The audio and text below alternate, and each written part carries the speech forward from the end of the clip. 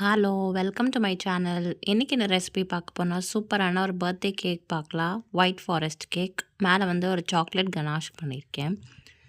அதுக்கு ஒரு பவுலில் 2 முட்டை வந்து உடச்சி ஊற்றிக்கலாம்.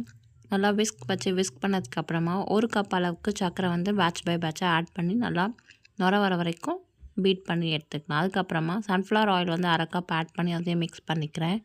அதுக்கப்புறமா பால் வந்து காய்ச்சி ஆற வச்ச பால் வந்து 3/4 கப் வந்து ஆட் பண்ணி மிக்ஸ் பண்ணி வச்சுக்கிறேன். அதுக்கப்புறமா 2 கப் மைதா மாவு, கொஞ்சம் 1/4 டீஸ்பூன் அளவுக்கு உப்பு, baking powder 2 teaspoon, baking soda 1/2 teaspoon add பண்ணி சலிச்சு எடுத்துக்கலாம். அதுக்கப்புறமா 1 டீஸ்பூன் வெண்ணிலா எசன்ஸ் ஆட் பண்ணி நல்லா பேட்டர் கன்சிஸ்டன்சிக்கு நம்ம வந்து மிக்ஸ் பண்ணி எடுத்துகிட்டு 7 இன்ச் பேக்கிங் பேனில் பார்ச்மெண்ட் பேப்பர் போட்டு ஒரு 3 வாட்டி நல்லா தட்டிட்டு பேக்கிங் மோட் வந்து செட் பண்ணி பேக் பண்ணிக்கலாம்.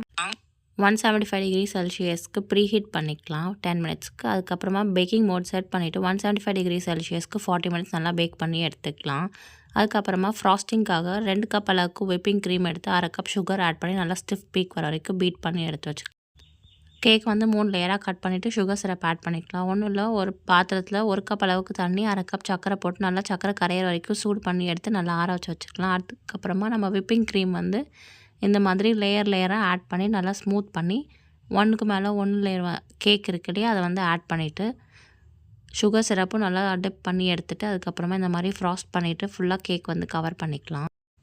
எக்ஸ்ட்ரா டச்சுக்காக நான் சாக்லேட் கனாஷ் வந்து ஹோம்மேட் பண்ணியிருக்கேன் கோகோ பவுடரில். அதையும் நல்லா மேலே ஊற்றிட்டு நல்லா ஸ்மூத் பண்ணி எடுத்துகிட்டு பைப்பிங் பேக் வச்சு நல்லா ஃப்ராஸ்டிங் பண்ணிவிட்டு அதுக்கப்புறமா டிசைனுக்காக ஸ்ட்ராபெரி சங்க்ஸ் வந்து கட் பண்ணிவிட்டு கொஞ்சமாக ஸ்ப்ரிங்கிள்ஸ் ஆட் பண்ணிட்டேன். என்னோடய பையனோட 4th பர்த்டேக்காக நான் பண்ண ஹோம்மேட் கேக் அவ்வளோதாங்க. அட்டகாசமான white forest cake with chocolate ganache topping ready.